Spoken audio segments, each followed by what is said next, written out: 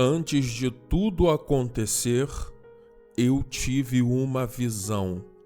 Meus irmãos, esse é um dos testemunhos mais fortes da internet. Testemunho do pastor Emílio Marques. Ele é um dos sobreviventes do massacre do Carandiru.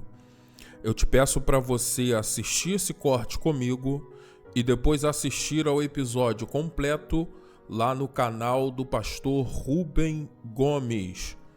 Assista esse corte comigo e depois assista o episódio completo no canal Rubem Gomes. O link está na descrição desse vídeo. Te peço para você deixar o teu like nesse vídeo e também para você se inscrever em nosso canal se você não for inscrito. No canto superior esquerdo, bem aqui, você vai achar o QR Code que vai levar você lá pro meu canal no WhatsApp, tá bom? Vou deixar aqui, é só você ler com o seu celular que você vai achar o meu canal no WhatsApp. Vamos assistir o vídeo. Eu nasci num berço evangélico, né? Sim. Desde que eu me entendi por gente, os meus pais já eram evangélicos. Aliás, eu tenho até um certo prazer de falar sobre isso, até porque eles também nasceram num berço evangélico, né? No caso da minha mãe. Olha só. A minha mãe é uma rainha, eu sou um príncipe. Eu faço parte da realeza.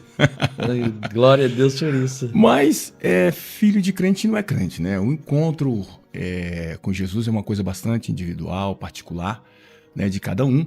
Né? O fato de eu ter nascido no berço evangélico, isso não tem nada a ver concernente a essa questão que eu estou falando. Porém, como está escrito, né?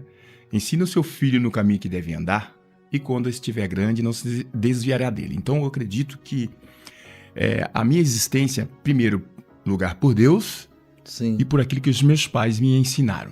Porque Sim, dentro dessa crença, dessa fé, né, que eu sempre acreditei num Deus único, Deus que criou os céus e a terra e tudo que nela há, me deu a oportunidade de hoje eu estar aqui para falar isso. Porém, dentro da minha caminhada, mesmo conhecendo a palavra de Deus, que os meus pais me ensinaram, cantando no grupo das crianças, numa igreja, e participando de escola dominical, até mesmo culto matutino daquela época que existia, participando de culto a livres que era realizado nos domingos à tarde, né? Depois do almoço, e depois à noite o culto da família, que acontecia. Mesmo com tudo isso, com 14 anos de idade, eu saí das tutelas dos meus pais, né? Sim. E como todos os adolescentes, que dá muito trabalho para os pais, que acham às vezes que os pais às vezes pegam muito no pé, aquela coisa de adolescente, né? De querer, aquela curiosidade de conhecer o mundão, né? Eu saí também debaixo da tutela dos meus pais. Saí debaixo do pedacinho do céu que era meu lar, Meu Deus. né? A casa paternal, e também a igreja, né? Que é o segundo o primeiro pedacinho do céu é a igreja, e o segundo pedacinho do céu é o lar, né? Paternal, né? Onde ali está aquela família que serve ao Senhor. E dentro disso, então eu já comecei tudo errado, né? Comecei a sair dos princípios, né? Daquilo que eu tive uma boa formação de família, né? O senhor teve um bom ensinamento em si, né? Relacionado ao evangelho, né? Sim. E aí eu entrei na vida da criminalidade. Fiquei um bom tempo vivendo sobre... de uma forma um tanto quanto oculta, até porque ninguém imaginava, né, o que eu fazia, o que eu cometia, né? Sobre a questão de infração. Devido à história da sua família, no caso, né? Perfeitamente. Eu sempre ocultei e procurei ser mais restrito possível. Porém, quando eu completei 18 anos de idade, eu cometi uma infração. Foi um assalto à mão armada e fomos presos, porque era uma quadrilha, né? Era uma quadrilha. Fomos presos em 1992. Dia 4 de janeiro de 1992, precisamente. E após eu ser preso, né, cumpri pena ali numa comarca em Itaquaquecetuba, zona leste, em São Paulo. Setembro de 1992, eu já tinha a condenação e fui transferido para o Carandiru, Casa de Detenção de São Paulo. Eu cheguei lá em setembro, dia 5 de setembro. Dia 5 de setembro. Aí, quando aconteceu, no dia 2 de outubro, o massacre, eu já estava no pavilhão 9, já estava pago no pavilhão de origem. Tá, aí foi 5 de setembro, o senhor foi para lá, aí no mês de outubro aconteceu... O massacre, né? No mês de outubro. Eu já estava no pavilhão 9, já. E dentro desse um mês ali, o que o senhor presenciou ali? Qual foi sua vivência antes do massacre? Antes do massacre. Assim, sua visão, poxa, eu vim do berço evangélico, eu vim de um ensinamento cristão, eu vim de uma família, como o senhor falou, eu sou príncipe, né? Perfeito, sou herdeiro de Cristo, e eu vim parar aqui. Como é que foi esse um mês pro senhor?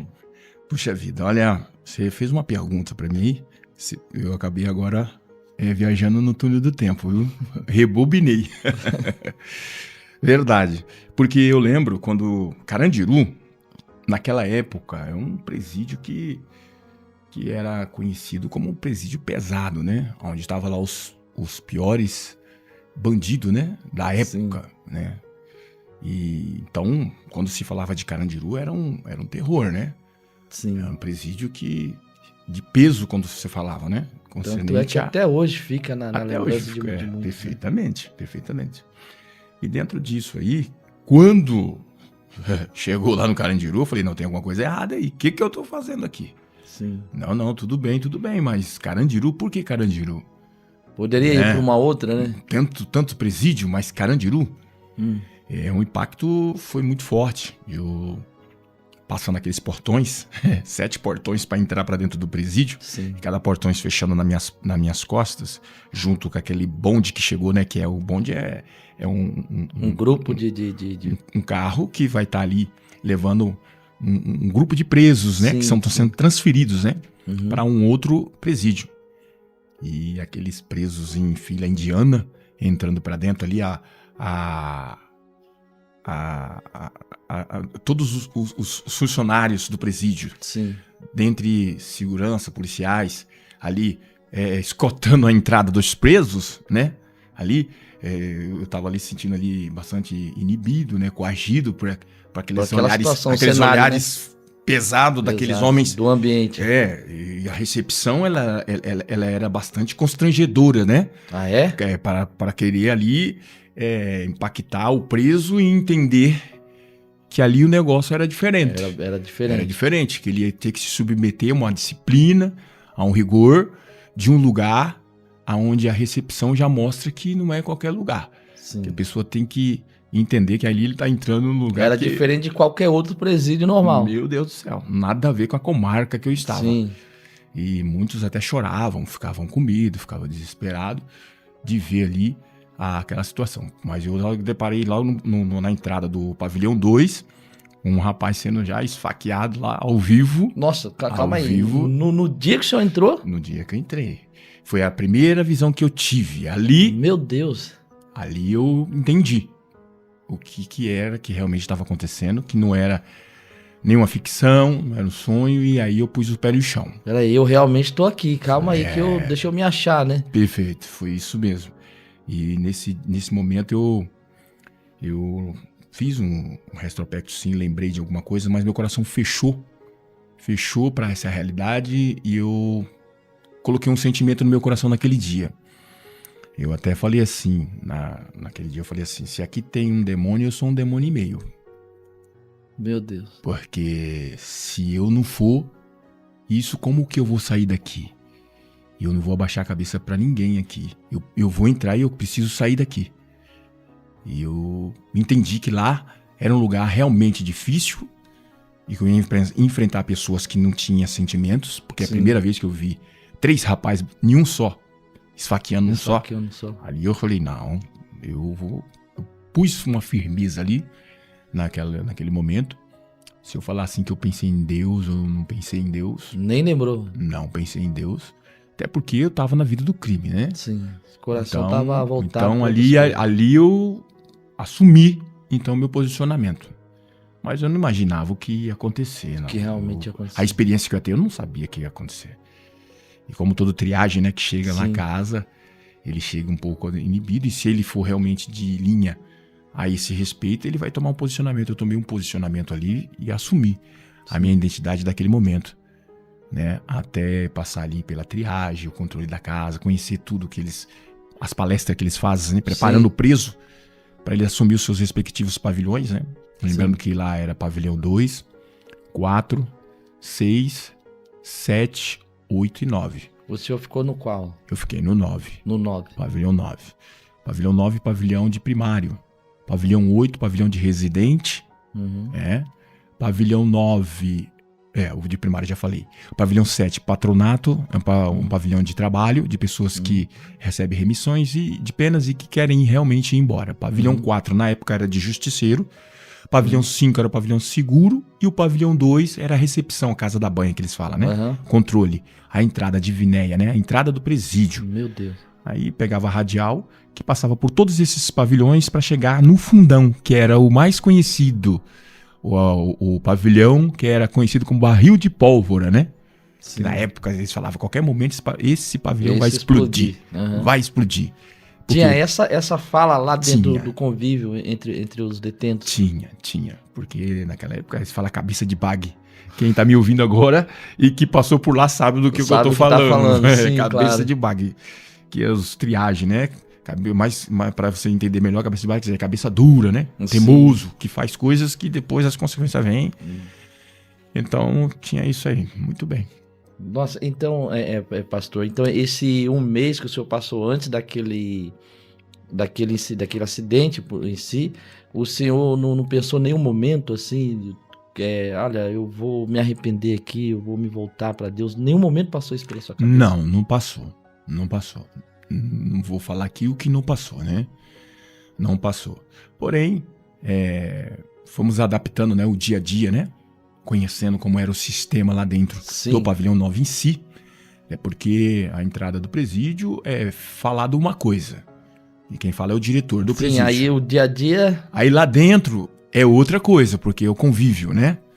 É o convívio. Então aí fica entre o preso em fazer o jogo da polícia ou viver o dia a dia do preso, né? Para poder sobressair. O senhor faria ideia do que iria encontrar lá? Não dá para ter uma dimensão do que iriam viver ali? Não fazia ideia.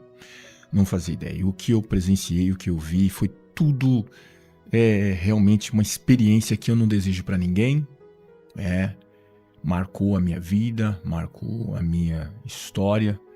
Cenas, acontecimentos, o dia a dia, o rigor, né, que era lá, né, era um rigor muito grande daquilo que era a lei, né, do preso, não do sistema carcerário concernente à disciplina da diretoria, mas sim a disciplina do preso. Pronto, é aí que eu queria chegar, sabe, pastor, assim, uma curiosidade.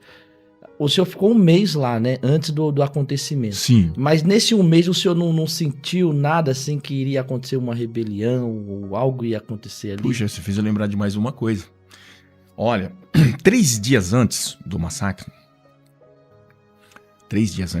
eu tive um sonho. Que hoje eu tenho como uma visão, né? Sim. Foi uma visão. 3 dias antes do massacre, a visão que eu tive, eu até compartilhei com os companheiros de cela. Eu morava no 434I, ou seja, no quarto andar do complexo, né? Do pavilhão 9. Tinha muita gente nessa cela? Era assim, pavilhão 434I era individual.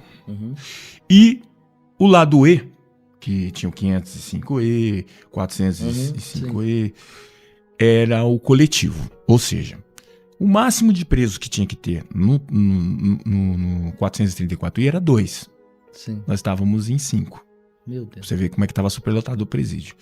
E o lado E, 12, o máximo 18 pessoas.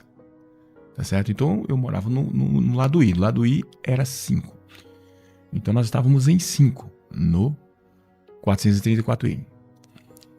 E quando eu tive essa visão, eu acordei e contei para os presos o que eu vi. E o que eu vi foi o seguinte, eu vou compartilhar. Eu levantava e olhava para a ventana Ventana é a grade, né? Que dá acesso no pavilhão 9 ao pátio central. Dá para ter a visão do pátio. Isso, o pátio central. E quando eu olhava para baixo, vestidos de pretos, com farda de polícia, mas era preta a farda. E aqueles policiais invadindo e atirando e matando as pessoas. Foi a visão que eu tive. Então Deus te deu uma revelação ali, Wagner. Sim, 3 dias antes. 3 dias antes do acontecimento. 3 dias antes. Eu compartilhei isso com os companheiros e eles falaram assim, nossa, mas isso aí não tem nada a ver não. Eu falei assim, mas eu tive uma visão e eu achei que era real. E eu não sei não, hein. Achei estranha essa visão. Mas o preto só fui entender depois, né? O preto representa a morte, né? Sim. Representa a morte. Sim. E eu fui entender depois. Inclusive eu compus... Ninguém acreditou, pastor. Ninguém acreditou. Não, mas aquilo, quando eu contei aquilo, ficou uma coisa vaga. Porque foi eu que tive, né, a visão. Ficou dentro de mim. Mas o que eu compartilhei não impactou eles de forma que eles ficassem preocupados ou viessem dar um crédito. Ninguém acreditou. Não deram crédito, não. Eu, particularmente, foi só aquele momento, depois passou e eu esqueci. 3 dias depois, quando 2 horas da tarde, né? Que foi o momento da invasão da polícia. Foi 2 horas da tarde, do massacre. O dia do massacre. Aquele dia foi um dia, eu lembro, foi muito tenso. Durante o dia nós descemos pro sol, abriu a tranca, todo mundo foi pro sol, pro banho de sol. Alguns iam pro cinema, outros iam pro campo, né? E de costumes, né? Tinha que fazer... hoje eles falam roletar. No meu tempo falava dar peão. Mudou alguma coisinha, né? Mudou alguma coisa de lá pra cá. Eu tô conhecendo essa gíria nova aí que a gente faz evangelismo. E a gente pergunta pra entender, fala, né? Perfeitamente. Então eu desci pro pátio central e fui pro campo. E percebi que tinha alguma coisa estranha no ar. Os portões era aberto que hora pra vocês saírem na época? Todo dia, 7 horas da manhã. Todo dia, 7 da manhã. As trancas eram abertas, né? Claro que tinha uma tranca que abria mais cedo, que é a das 5 horas da manhã, que são os faxinas, os boieiros, que saem mais cedo, né? Que solta mais cedo. Mas o preso mesmo é depois que paga o café, aí sai a formação. Era aberta a tranca, né? A famosa tranca era aberta para os presos ter o dia a dia, né? O dia a dia no pavilhão. E eu senti lá no pátio central que tinha alguma coisa... errada. Estranho, o senhor sentiu um clima pesado, muito algo assim, estranho. Diferente do normal. Perfeitamente. Tava tenso, sendo que tava tudo bem. E de repente, quando deu a hora da boia, tem que subir todo mundo. Os presos. Por quê? Os presos que têm responsabilidades com a alimentação, ele tem que estar na cela, tinha que estar na cela, né? E tinha forma de estar vestido, a galeria tinha que estar livre, as cumbucas, ou seja, as tapuer, né? Falo cumbucas, as tapuer. Tinha que estar lavadinha e tal. Porque tudo isso era regras, né? Tinha uns presos que cuidavam da alimentação dos outros, é isso que você tá falando ou não? Não, eu falo assim, de cada cela, fica um preso da cela responsável naquele dia de pegar a alimentação que vai passar. Sim. Porque a boia vai passar, né? Distribuição, a faxina vai passar entregando a alimentação. E nesse momento não tem transitação. Não pode ter transitação, exceto... dos boieiros. Quem tá responsável. E no guichê, vai passando as cumbucas e eles vão colocando feijão, o arroz, a mistura, que naquela época era assim que eles pagavam, né? Então, quando chegou esse momento, todo mundo correndo para subir para esse evento acontecer.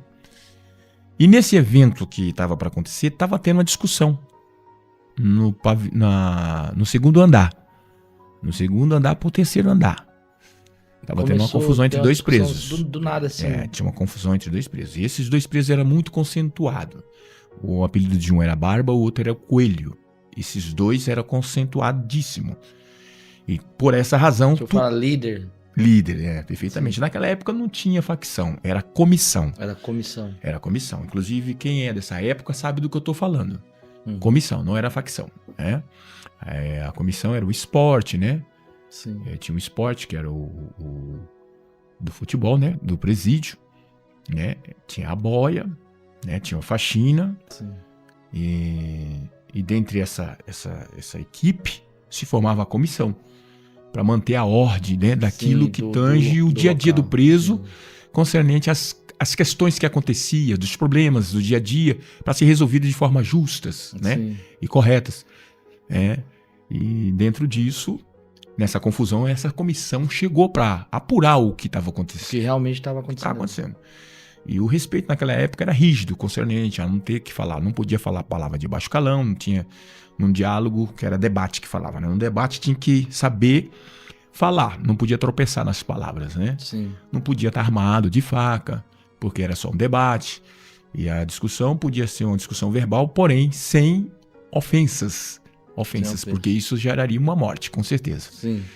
Então, dentro daquelas discussões, dos dois presos concentrados, uma equipe do lado de um, uma equipe do lado de outro, todo mundo à flor da pele ali, né? Tava tenso. E os funcionários que estavam naquela época, eles eram todos triagem, ou seja, funcionários novos, que não tinham experiência, que estavam ali como aprendendo ali trabalhar. Uhum. E eles, vendo aquela situação, foi aí onde que o negócio complicou. Eles se assustaram com aquela... Na sua situação, tivesse um oficial assim mais experiente, poderia ter sido que não acontecesse o que aconteceu. Eu tenho certeza. Eu tenho certeza. Absoluta, viu? Isso contribuiu, vamos dizer assim, que 80% para acontecer o que aconteceu. Porque quando eles correram, abandonando o pavilhão, e eles fizeram uma coisa que eles nunca deveriam ter feito, que eles trancaram a carceragem central com o sapo, que chamou cadeado, né? Falava sapo. Quem é da época sabe o que eu tô falando, sapo. Meteu o cadeadão lá, que era o sapo, né? Quando os presos desceu lá embaixo e viu aquilo, eles começaram... Porque aí os presos que estavam subindo não conseguiam subir mais. E os que estavam lá dentro não conseguiam sair. Aí ficou tudo travado. Aí começaram a balançar para querer abrir na força, para estourar o sapo. O que aconteceu? Eles vendo que eles estavam tendo poder de força para conseguir isso, aí eles se apavoraram mais ainda de medo de os presos de dentro sair e tomar a carceragem central. O que eles fizeram? Abandonaram o pavilhão, entendeu? E indo pegando a divinéia para ir para a radial, lá para frente. Sim. Possivelmente para fazer o que só Deus sabe. Mas eles fizeram uma coisa que eles não deveriam, que era tocar a sirene. Eles abandonaram o posto e correu e deu tocar a sirene como se fosse rebelião. Sem ser rebelião. Meu Deus, não era nem rebelião. Não era rebelião. Era o dia a dia. Todo dia, eu não falei que eu cheguei, o rapaz estava lá tirando a vida do outro, isso era normal. E outra, as polícias ficavam olhando, só depois que terminava, que eles entravam em cena como? Para a pessoa que tirou a vida ir lá se apresentar com a faca. E assim era o dia a dia. Todo dia morre preso dentro de presídio, isso é normal. É o dia a dia, claro que isso não é publicado, mas isso é normal isso. Acontece, eu não sei hoje, concernente o crime organizado como tá, até porque... já faz muito tempo, né, isso. Mas no meu tempo era assim. O dia a dia lá, a isso morte era um dia normal. Era normal. Era num dia qualquer, não mais um só. Perfeitamente, não era para aqueles funcionários saírem daquela forma, correndo, né, desesperado. Se eles juntassem uma equipe deles com os outros funcionários de pavilhões, com cano de ferro, como eles sempre faziam, e viessem mandando para cima e colocando ordem na casa, para colocar todo mundo no seu devido lugar e deixasse resolver o problema, como era de fato acontecia. Que morresse 15, que morresse 20, mas dos presos entre os presos e resolvesse o problema... Teria sido menor Com certeza. Aí, pastor, o que aconteceu devido a isso? Eles saíram, ativaram o alarme? Ativaram o alarme, que automaticamente isso vai dar lá no batalhão de choque. Sim. Na época, o governador era o Fleury Filho, depois eu fiquei sabendo que ele era vítima. Ele era vítima de latrocínio. Parece que ele perdeu um irmão. Né? Meu Deus. De latrocínio. Eu estou citando isso porque na ordem, né, do governador, que frustrou o propósito daquilo que eles vieram fazer, né, que segundo eu fiquei sabendo que a ordem foi mudada, né? Que era para entrar e matar todo mundo. Meu Deus. Era para matar todo mundo. Isso foi relatado, né? E chegou ao nosso conhecimento. E, de fato, eles vieram determinado que a ordem foi mudada, né? Na época, o coronel Biratã, que hoje ele é falecido, né? Foi assassinado também. Ele mudou a ordem, né? Mudou a ordem, mas vinda do governador na época. Do governador da época. E aí a ordem foi matar mesmo. E a ordem foi aniquilar. Aniquilar. Então, quando eu tava andando na galeria e um rapaz por nome de Sexta-feira, era um amigo meu, ele chegou e falou assim, A cadeia virou, eu fiquei sem entender, porque eu não entendi ainda sobre essa questão. A cadeia virou... Da linguagem. É, a linguagem. A cadeia virou, eu falei, como assim a cadeia virou? Aí ele falou assim, ó, é o seguinte, vai lá pra sua cela e depois nós conversamos. Aí eu voltei pra cela. Foi aonde eu resolvi olhar pra ventana, lembra que eu falei da visão? Sim. Eu fui olhar pra ver o que tava acontecendo. De lá de cima. Quando eu olho, o que eu vejo? A polícia do jeito que eu vi na visão. O momento que Deus lhe mostrou. O que Deus me mostrou, só que aí já não era preto, era cinza, que era a polícia. Já com todos os pontos estratégicos, eles já tinham invadido, né? Já tinham invadido e já tava atirando. Começou ali já a efetuar disparos, né, com arma de fogo. Como é que foi esse cenário, na sua visão, claro, na sua ótica, do terror ali, o massacre que aconteceu? Como é que foi? O senhor pode relatar com detalhe? Sim. Quando eu olhei e presenciei aqueles policiais tirando a vida daquelas pessoas, eu voltei, né, para sair de perto da ventana.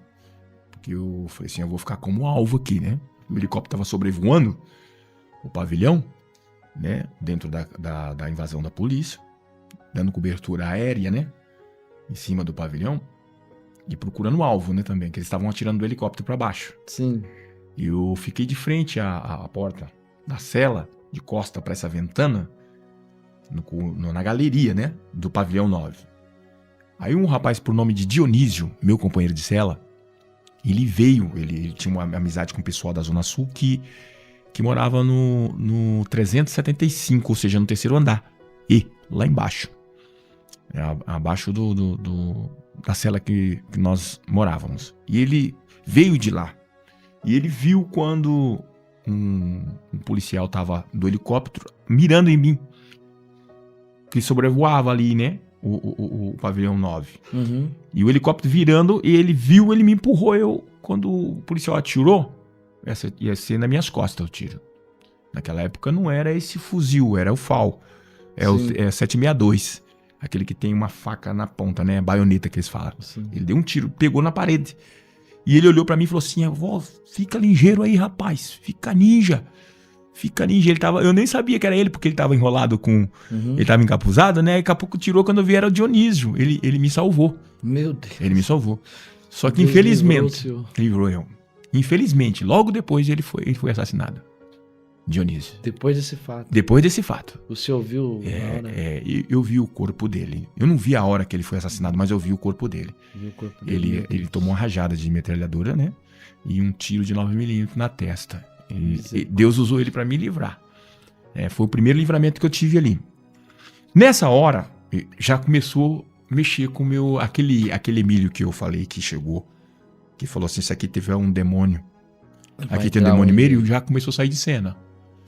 Aí eu comecei a lembrar dos princípios, daquilo que a Bíblia fala. Sim. Ensina o seu filho no caminho que deve andar. Aleluia. E quando estiver grande, não se desviará dele. Naquele momento, eu comecei a lembrar. Comecei a lembrar dos meus pais, da minha casa, da minha formação, da rigidez que meus pais eram comigo, do bem que eles queriam com isso. Me conduzia eu para um caminho suave, um caminho bom, um caminho que ia me dar um futuro, né, aqui nessa terra e por fim, né, eternal. E eu, dentro desse momento, eu passei a refletir porque eu lembrei das promessas que Deus tinha feito na minha vida, e usando vasos, né, pessoas para falar que tinha uma grande obra na minha vida, e daquilo que Deus tinha usado também para falar com a minha mãe ao meu respeito, quando eu tinha 10 anos de idade. E foi assim que Deus falou. Colocou a mão na minha cabeça e falou para minha mãe, eu tinha 10 anos, falou assim, tenho eu uma grande obra na vida deste. Vou levar ele nos 4 cantos dessa terra, o meu nome será glorificado e muitas almas chegarão ao conhecimento da verdade por intermédio dele. Porém, ele passará por um funil e isso fará parte daquilo que eu tenho com ele na face da terra. Nesse momento o senhor lembrou das promessas. Lembrei porque eu tinha 10 anos, eu lembrava quando Deus usou para falar isso. Isso daí tudo veio em mim, né? Essas lembranças das promessas e também das vezes que eu tentei ser crente. Eu tentei, viu? Levantei a mão muitas vezes para aceitar Jesus, a ponto de os irmãos no começo glorificavam muito. Mas depois, tanto que eu levantava a mão para aceitar, que eles falavam, vem ele de novo. Isso aí não tem jeito. Porque está escrito na Bíblia assim, não foi vós que escolheste a mim, Mas eu escolhi a vós, e nomeei para que vades dê fruto, a fim de que o vosso fruto permaneça. E tudo quando vou pedir ao meu Pai, ele vou conceda. Jesus, quando ele disse essas palavras, ele estava dizendo que a escolha não é nossa. É ele que nos escolhe. Está escrito, né? Muitos são chamados, mas poucos são os escolhidos. Então é o Senhor que escolhe. Então não era o momento de Deus me chamar. Por isso eu levantava a mão e não ficava firme. Mas eu lembrei disso tudo. E aí, quando eu vi que o negócio era sério mesmo e estava tirando a vida das pessoas, e os presos gritando, né, misericórdia, gritando socorro, e eles não davam trégua e tiravam a vida dos presos, aí eu falei assim... Como é que foi esse momento, mano? Olha, esse momento é um momento pesado. Pesado.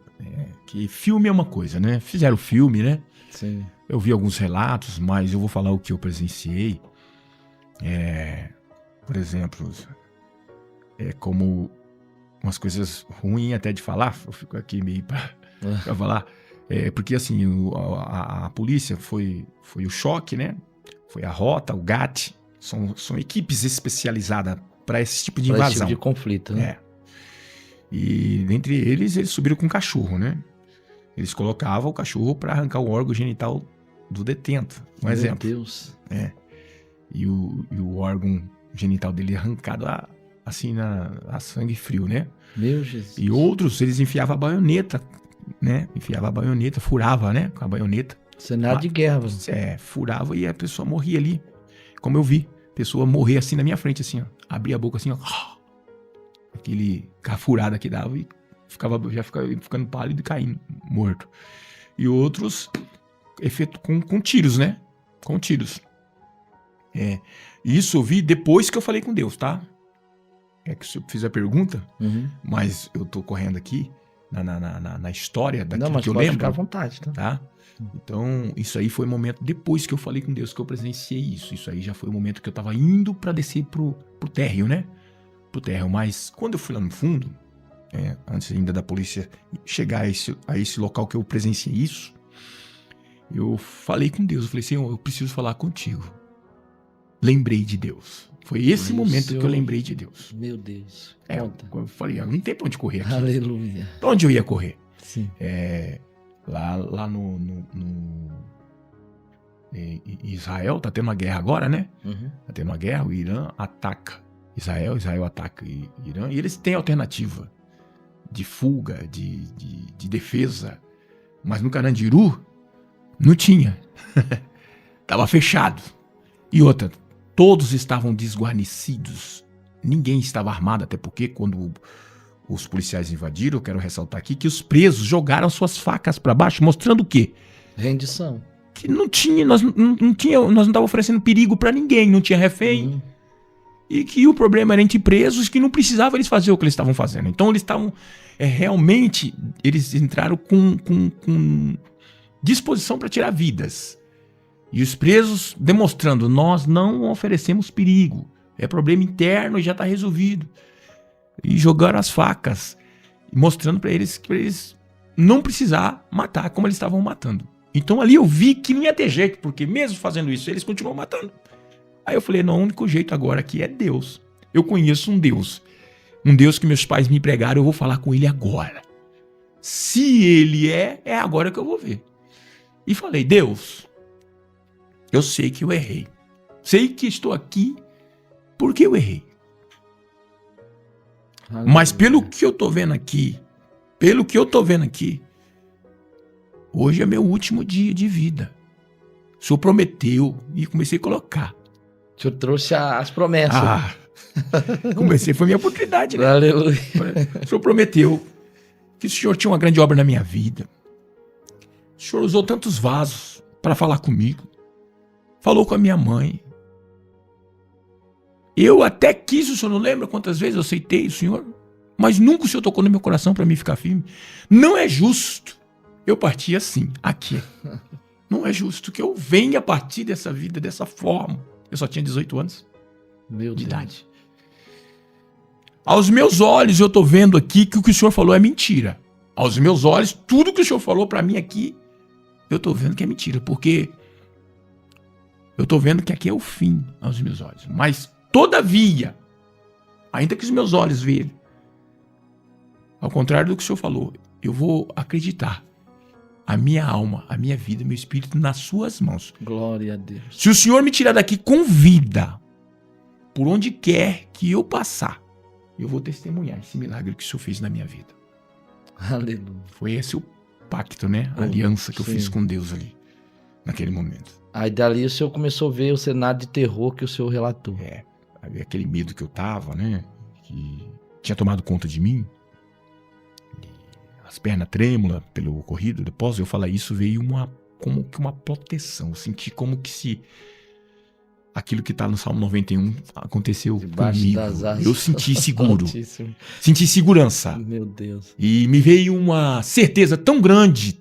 Eu vou falar pra você, viu? A experiência que eu tive com Deus não foi só a questão do massacre, não foi. Uhum. Foi pelo fato de que eu era um bandido. E eu entendi que Deus ele não faz exceção de pessoa mesmo, não. Que experiência, porque eu senti seguro. E não só isso, eu passei segurança, porque quando eu cheguei lá dentro da cela, os presos que estavam com medo, escondendo um atrás do outro, se assustaram com a minha chegada, e eles se sentiram seguros com a minha presença. Eu vi que eles olharam para mim e eles sentiram aquele medo que eles estavam. Eles pararam assim, vem pra cá, vem pra cá. E eles começaram a se esconder atrás de mim, como que se parece que se tiro viesse de mim, não ia furar pegar eles, né? Eu fiquei como um escudo pra eles. E eles ficaram escondendo atrás de mim. E os policiais veio de cela em cela, tirando vidas. E eu ouvindo os gritos de não, pelo amor de Deus, não faça isso. Pelo amor de Deus, nós estamos desarmados. Cada cela que eles passavam, o senhor ouviu Era o clamor de misericórdia. E eles, sem dó nem piedade, tiravam a vida daqueles presos. Pastor, e quando foi se aproximando da sua, qual que era a sua mente? Cada vez mais que ia se aproximando. Eu não vi a hora de chegar esse momento para me ver o que Deus ia fazer, porque eu lembrei aqui agora, você fazendo essa pergunta, que eu pensei assim. Na minha mente eu pensei assim, se Deus, eu vou esperar. Na hora que ele der o primeiro tiro, se sair a bala e pegar em mim, o último fôlego que eu tiver, eu vou gritar, o senhor é mentiroso. Meu Deus, porque sério? Eu acreditei, eu vejo isso na minha mente. Sério isso, pastor? Veio isso na minha mente. Meu Deus. Eu falei, eu vou gritar, eu vou gastar o meu único fôlego pra falar assim, o senhor é mentiroso, porque eu acreditei no senhor, o senhor não me livrou. Olha só. Foi o que eu pensei. E fiquei esperando. Tava convicto que Deus ia me livrar. Eu tinha certeza que Deus ia me livrar. Eu não sei explicar isso pra você. Eu tinha certeza que eu ia sair de lá vivo.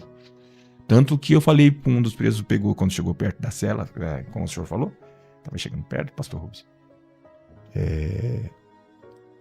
Ele pôs a mão aqui assim, em mim e falou assim, o preso falou assim, viu? Se nós não se ver aqui até no outro mundo.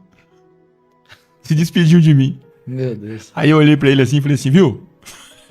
Fiquem tranquilos, porque não vai acontecer nada. Não tem negócio de outro mundo não, o mundo é esse aqui mesmo. Nós vamos se ver.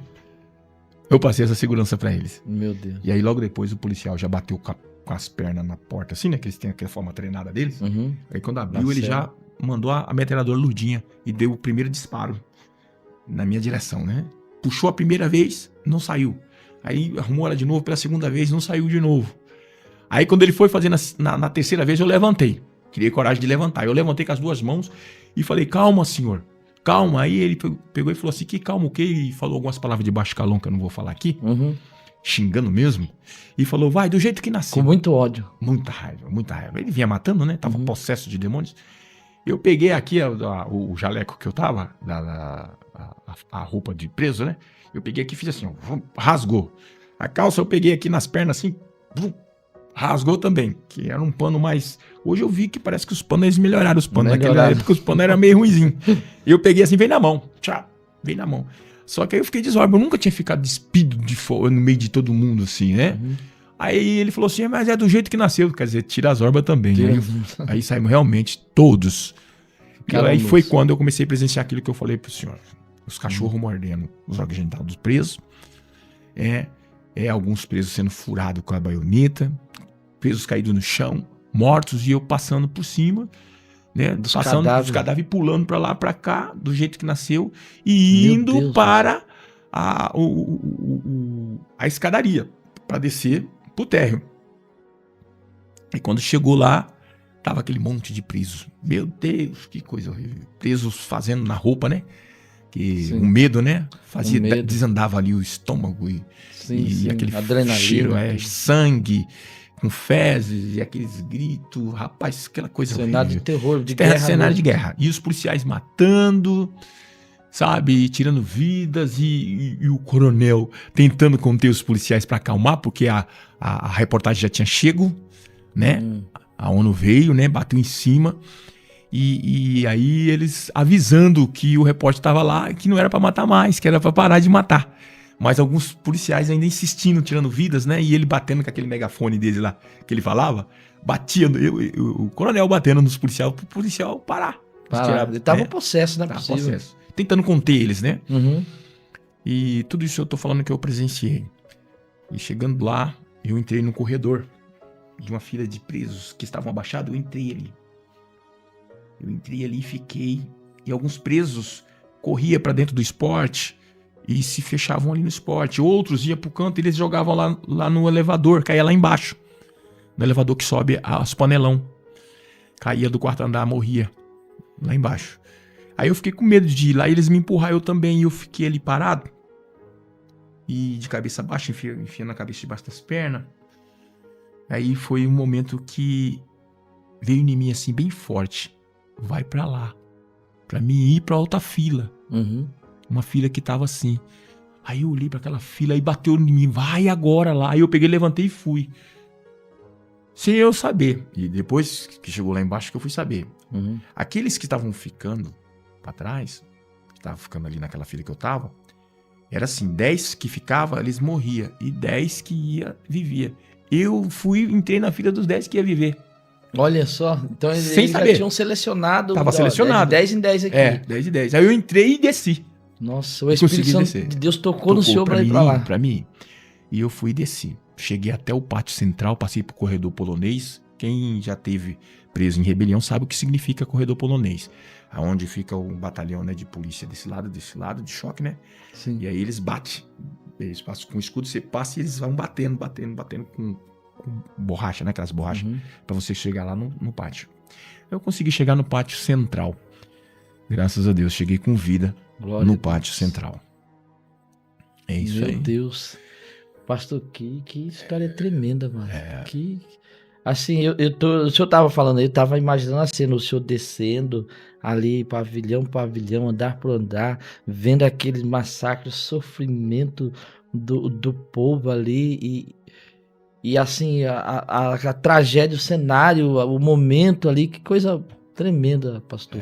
Mas me conta assim, como que foi assim, o seu voltar para Cristo, assim, verdadeiramente, diante de tudo isso? Sim. Tem uma parte dessa história que mexeu bastante comigo. Eu sempre conto, às vezes eu até me emociono, porque irmã Norma é um sinônimo de uma pessoa que foi uma referência, um exemplo de mulher e mulher de Deus, porque ela nasceu no berço evangélico, ela nunca saiu da presença de Deus. Casou com um homem, viveu com ele até o Senhor recolhê-la, que Jesus já recolheu a minha mãe. Sim. Né? Uma vez alguém falou assim, esse aí não tem mais jeito, esse aí é caixão ou cadeia. Alguém da família falou isso. E ela falou assim, eu te repreendo em nome de Jesus, Satanás. Um dia eu vou ver o meu filho, eu vou ver meu filho de terno e gravata e com Bíblia na mão, pregando a palavra de Deus. Ela profetizou isso, né? Profetizou isso. Porque ela sabia a promessa que Deus fez para ela. Sim, claro. Né? E 30 dias antes dela falecer, ela contou um episódio que marcou minha vida. Inclusive, hoje eu vivo por esta promessa que Deus fez para ela, não foi para mim, foi para ela que Deus fez. Quando eu nasci, ela disse que eu dei trabalho para nascer. Em vez de eu descer, eu subia, né? E a médica, a doutora desistiu, aí veio uma enfermeira que ela gritou, Jesus, Jesus, me ajuda. A medicina naquela época não tinha essa tecnologia hoje. Sim, claro. E a enfermeira subiu e falou assim, mãe, eu não posso fazer isso, mas eu não vou deixar você sofrendo aqui. Subiu em cima da maca e pôs a mão na barriga dela. E aí falou assim, no 3, a senhora faz força. Aí disse que eu nasci e colocou na mão dela. Aí disse que uma voz falou no ouvido dela, este é meu. Cuide dele e foque nele, porque eu tenho um negócio com este na terra. Aleluia, Jesus. Então essa foi a promessa que Deus fez. Ela guardou esse segredo até os 38 anos de idade. Eu pastoreava em Piracicaba E ela veio me visitar. Foi a última visita, a última vez que eu vi a minha mãe. Eu já era pastor E ela foi e me contou isso. Mas voltando lá, né? Sim. Dentro dessa promessa que Deus fez na minha vida, ela sabia que mesmo com a notícia que chegou que o Carandiru estava sofrendo um massacre e eu estando lá dentro, que eu não ia morrer. Ela tinha essa certeza. Ela vendo todo o noticiário da televisão, isso foi notificado, né? Jornais, televisão, revista na época, sim, né? Então abalou o Brasil isso. E o mundo, né? Sim, com na certeza. Época, né? Isso aí foi um episódio que marcou a história. Mesmo ela vendo tudo o que a mídia estava falando, ela falou, não, meu filho tem promessa. Perfeitamente. Aí ela foi e foi lá para visitar. Então isso marcou. No domingo de visita, enquanto as mães choravam, as suas esposas choravam pela perca dos seus entes queridos, gritando, assassinos, assassinos! E aquele choro todo. A minha mãe na entrada do presídio... De revolta, né? Perfeitamente. Chegou lá e a moça perguntou de mim, né? A moça pegou e falou assim, vamos ver aqui nas fichas, né? Dos rol dos vivos e dos mortos. Aí olhou no rol dos vivos, não me achou. Me achou eu no rol dos mortos. A ficha minha tava no rol dos mortos. Trocaram a sua ficha, será? Eu entendo que Deus provou a fé da minha mãe. Eu entendo isso. Sério, pastor? Deus provou a fé da minha mãe. Meu Deus. Porque a moça falou assim, olha, não vale a pena a senhora entrar. A senhora viu aí, ó, infelizmente seu filho faleceu. Então volta pra casa, porque o cenário lá dentro tá muito feio. A senhora só vai ter mais constrangimento e sofrimento. Ela pastor, falou... Uma pergunta. Sim. Mesmo depois do todo o acontecimento lá do Carandiru, eles não tiraram os presos de lá de imediato, ficaram lá? Ficaram, sim. Ficaram por um tempo. Ficaram quanto tempo? Lá mudou. Depois disso, mudou de detenção para Coesp, né? Inclusive, foi nessa época que eu peguei a matrícula. Foi entendi. Mudado, né? Aí sua mãe, sim, como é que foi? Aí minha mãe pegou e olhou para ela e falou assim, olha aqui, eu vou entrar lá e meu filho vai estar lá sim. Ela falou assim, não, tudo bem. Inclusive, hoje está aberto para todo mundo entrar. Ela entrou, chegou lá e encontrou esse cenário das mães chorando e gritando assassinos, né? Meu Deus. E ela pegou e pediu para chamar o meu nome. Emílio Marques Silva Filho, por favor, queira comparecer, pois a sua visita o aguarda. Ele chamando na boca de ferro. Chamou a primeira, eu não ouvi. Chamou a segunda, eu não ouvi. Por quê? Porque eu fiquei em estado de choque daquilo que eu vi. O senhor estava catatônico em si. Não, eu nem sabia que eu estava em estado de choque. Meu Deus. Eu não sabia, eu fui saber depois, 4 meses depois que eu fui saber, porque eu fiquei mexeu bastante com a minha mente isso. Meu Deus. O que eu presenciei, o que eu vi, meu Deus, aquele filme ficava rodando assim, sabe, revendo. Então, eu fiquei sentado, despido do jeito que nasci, enrolado no lençol, porque nós perdemos todas as nossas roupas.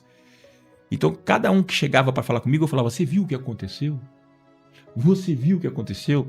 Eu repetia, o senhor só ficava assim, direto? Era assim. Os 4 meses, pastor? Uns 4 meses eu fiquei. Não, 4 meses eu fiquei para recobrar e entender assim, tudo. Entender tudo. Mas naquele dia, eu tava assim, dessa forma. E quando eu ouvi pela terceira vez chamar o meu nome, foi no final do nome que eu lembrei o meu nome, que eu não lembrava que eu tinha pai, que eu tinha mãe, que tinha uma sociedade. E nem o meu nome eu não lembrava. Tanto que chamou a primeira vez eu não ouvi. Meu Deus. A segunda eu também não ouvi, era o estado de choque. Aí na terceira vez, Emílio Marques Silva Filho, eu falei, opa, minha mãe. Quando eu falei minha mãe, um preso chegou e falou assim, tá chamando seu nome lá embaixo. Eu falei, minha mãe. Aí eu resolvi descer, enrolado, naquele lençol. Só que a minha mãe não me conheceu, ela demorou de me conhecer porque eu tava bem abatido. E outra, enrolado num lençol, né? Sim. Ali com aquela situação toda que aconteceu. Quando eu vi aquelas mães gritando, né? Assassinos, assassinos! E eu descendo para encontrar minha mãe, porque eu consegui visualizar ela lá embaixo. Sim. E ela procurando ali, sabe? Com aquela fé de que ela ia me ver. Tava ela, minha irmã mais velha, a irmã Sueli. E aí ela, quando me viu, minha mãe, uma baiana sapecada, cheia do Espírito Santo. Quando ela me viu, o que você acha que aconteceu? Ela começou a glorificar, dizendo, Deus é fiel. Enquanto as mães gritavam, assassino, ela gritava, Deus é fiel, porque Deus é fiel, aleluia, glória a Deus, e gritando ali, Deus é fiel, aleluia, exaltando Jesus. O nome do Senhor. Eu fiquei constrangido, eu fiquei ali triste de ver as pessoas chorando. Eu não tinha esse conhecimento das coisas espirituais. Claro. E minha mãe, com aquela alegria, eu desci lá e falei, mãe, Deus é fiel. Mãe, respeita os presos, a família dos presos estão enlutados. Eu tô bem, vai pra casa. E ela, com aquele fervor de mulher de Deus, foi embora. Mas não é nem por conta dos presos, é pelo agradecimento, a alegria dela de ver o quanto Deus foi fiel, de prometer Jesus. E me preservar em vida. E eu tenho essa lembrança, eu não podia deixar de relatar isso, porque isso aí marcou também. Nossa, eu senti uma graça tremenda, eu até me emocionei aqui. Sim. Nossa, que maravilha, pastor. Foi isso. Foi algo tremendo. E assim, só para, né, saber mais a fundo. Aí o senhor voltou para a cela lá e... Voltamos para a cela, né? E aí depois passou o tempo, né? E eu tive um encontro com Jesus. O meu encontro com Jesus foi também marcante. O encontro com Jesus. Eu vivi, mesmo depois disso, eu não cumpri logo com aquilo que eu prometi para Deus, né? Eu tive algumas experiências a mais, e dentro das experiências eu acabei até me aprofundando um pouco mais na vida do crime. E eu não gosto de falar muito isso, não gosto. Eu acho que eu nem vou falar aqui sobre isso. Não, fica à vontade. É uma coisa que não convém, não. Uhum. Mas eu acabei me aprofundando um pouco mais e Deus deu um basta. Mesmo depois de eu ter vivido essa experiência. Mesmo depois de eu ter vivido essa experiência. O senhor ainda não veio de vez? Não vim de vez, não. Passei por outras experiências, né? Sim. Que eu não vou relatar aqui porque o assunto é esse. Tranquilo. Mas eu tive um encontro com o Senhor Jesus. Eu estava muito envolvido mesmo. Envolvido ao extremo, né? Sim. E foi aí que eu tive um encontro com o Senhor. Mas uma coisa que me chama a atenção dentro disso é que tinha um rapaz por nome de Abelardo de Oliveira, ele era o pastor, preso, né? Na cela 101. Isso já foi na detenção de Hortolândia. O senhor já tinha saído do Carandiru? Já tinha saído do Carandiru. Já estava já em outro presídio. Mais conhecido hoje como Penitenciária 3, né? 3. E lá, nesse presídio, me chamou muita atenção esse moço. O testemunho dele, a forma dele ser, o comportamento dele. Nem parecia preso. Não parecia preso. Eu até pensei que ele fosse da rua e que estava lá visitando, falando do amor de Deus para as pessoas. Mas ele era um preso. Eu falei assim, se um dia eu for ser crente, eu quero ser crente da cela desse rapaz. Mas não imaginava que eu ia ter um encontro com Jesus. Eu não imaginava. Uhum. E eu tinha um sonho, que eu nunca contei pra ninguém, que era assistir um batismo. Olha só. Era o meu sonho, mesmo vivendo na vida do crime, eu tinha esse sonho. Pastor, assim, agora me veio uma curiosidade. O senhor veio de um berço evangélico. Sim. O povo, assim, a batismo, pra quem vive no meio evangélico, é normal se ver, né? Sim. E o senhor nunca tinha visto? Nunca tinha assistido um batismo. Não tive esse privilégio. Então eu tinha vontade de assistir, porque eu ouvia falar. Uhum. Mas presenciar um batismo, não. Nunca tinha presenciado. E eu tinha esse desejo. E um preso me chamou eu para assistir um batismo. Olha só. Um preso. E eu falei assim, vai ter um batismo? Ele falou assim, vai ter um batismo. Eu falei, rapaz, eu vou deixar de jogar bola, eu vou lá nesse batismo. Se não tiver o batismo, ele falou assim, não vai ter. Aí eu fui. Fui lá assistir o batismo. Eu lembro das pessoas que estavam lá. Sim. Os meus pais na fé. O pastor Valt, o presbítero Gabriel e a missionária Maria Silvia.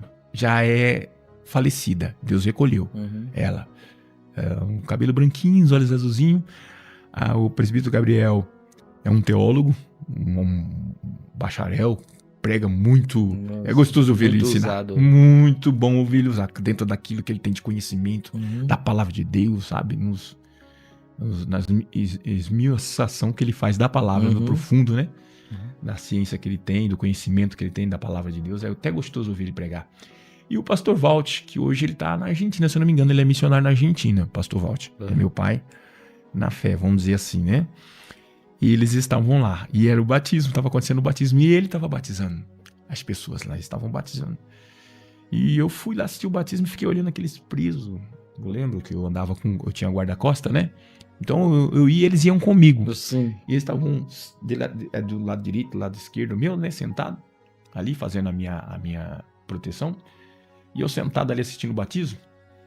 Eu olhei para aqueles presos e falei assim, mas rapaz, esses camaradas matam, roubam, estupram, faz tanta coisa errada. Aí depois vem aqui esconder atrás da Bíblia. É o que eu pensei na hora. O senhor pensou isso? Eu pensando nisso. E eu fiquei olhando pra cadeira e falei assim, olha rapaz, se um dia eu for crente, eu vou ser lá na rua. Aqui não. E eu falando, eu nem sabia que ali ia acontecer algo. Ali era já tava, não, o meu fim da história ali, do crime, tava ali. Aí aquela piscina ali cheia de água. E eles consagraram a água ali, oraram. Sim. E chamaram o primeiro, né, pra realizar ali aquela cerimônia batismal. Quando ele entrou com aquele preso ali, sentou ele ali, abaixou ele na água. E ele começou a fazer as perguntas e eu comecei a prestar atenção nas perguntas. E o pastor fez assim, a pergunta dele foi essa. É de livre e espontânea vontade que você está aqui para a realização desse matrimônio batismal? Aí ele pegou e falou, Ele falou assim, você crê que Jesus Cristo é o Filho de Deus, que ele se fez carne, que ele andou nessa terra, morreu na cruz do Calvário, derramando seu sangue pelos seus pecados, mas ao terceiro dia ele ressuscitou e está vivo? Ele falou assim, creio. Você crê de todo o seu coração? Creio. E quando ele falava, eu falava dentro de mim também, eu também creio. Eu também respondia ele lá. Eu também creio, dentro de mim. Não falando. Eu sei, não. No meu pensamento. No pensamento. Eu falei, eu também creio.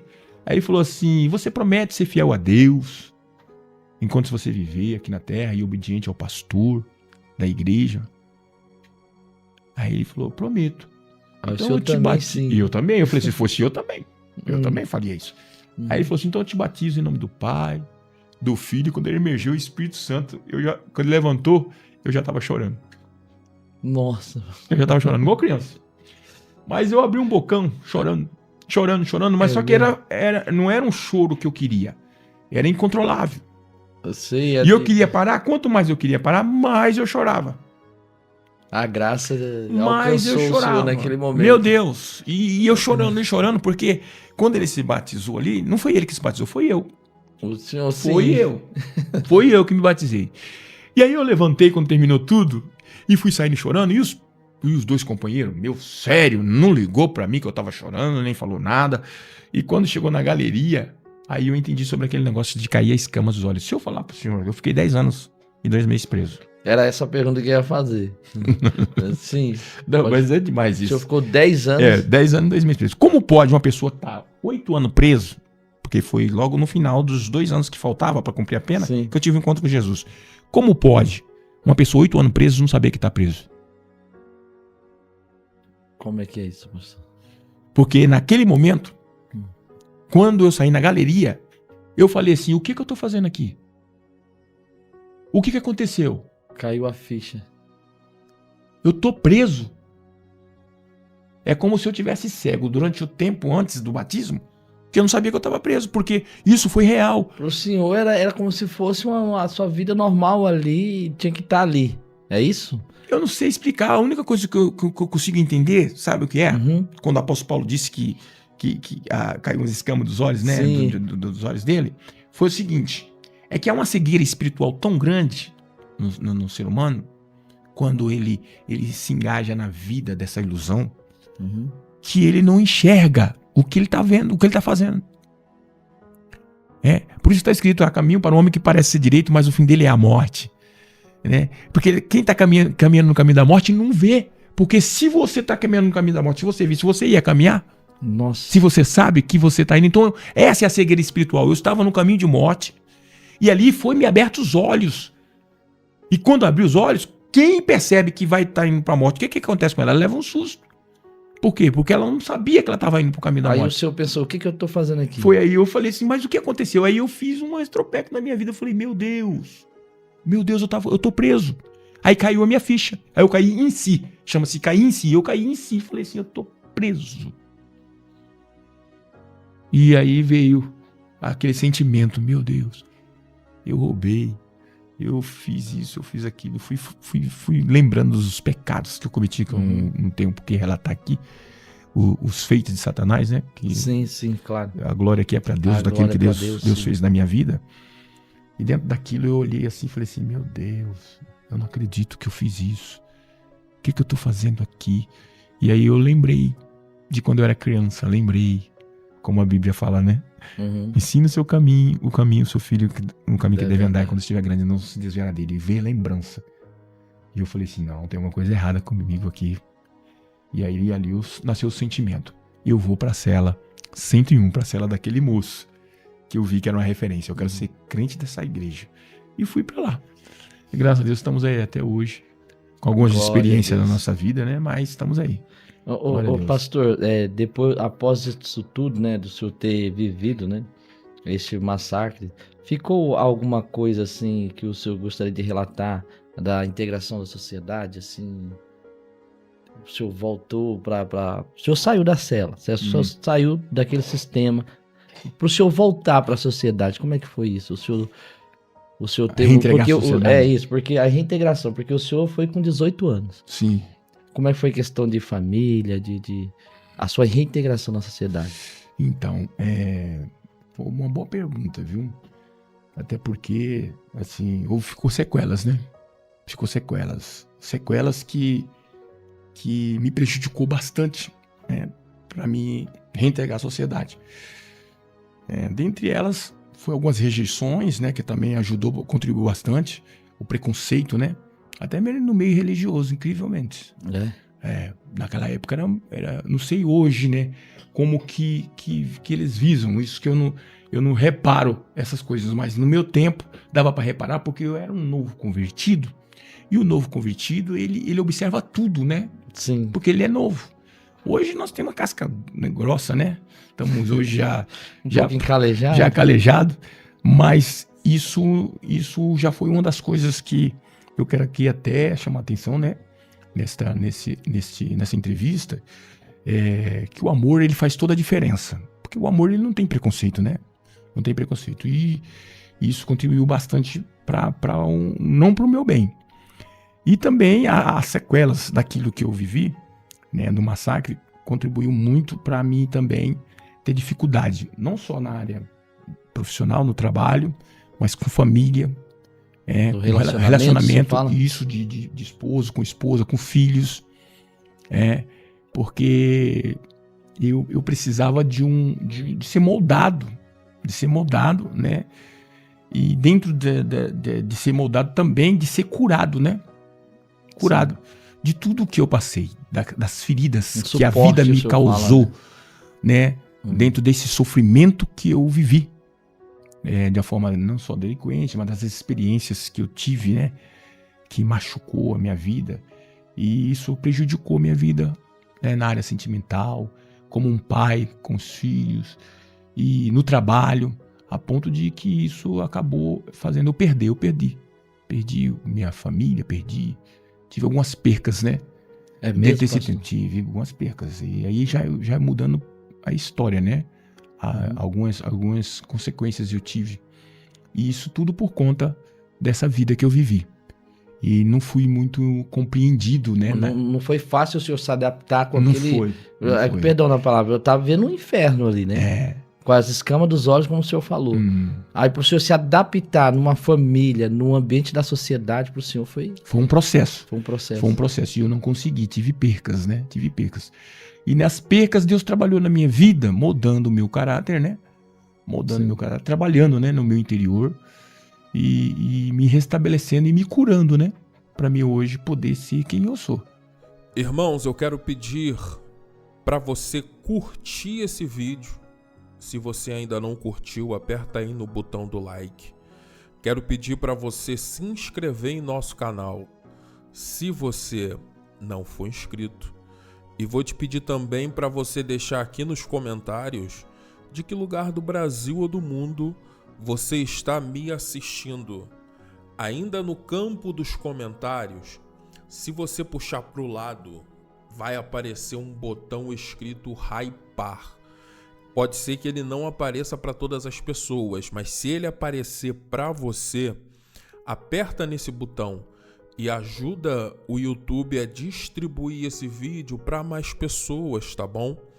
Eu te peço para você compartilhar esse vídeo com um amigo, com um familiar, com alguém que precisa assistir esta mensagem. Compartilhe aí em seus grupos de oração, em seus grupos de WhatsApp, tá bom?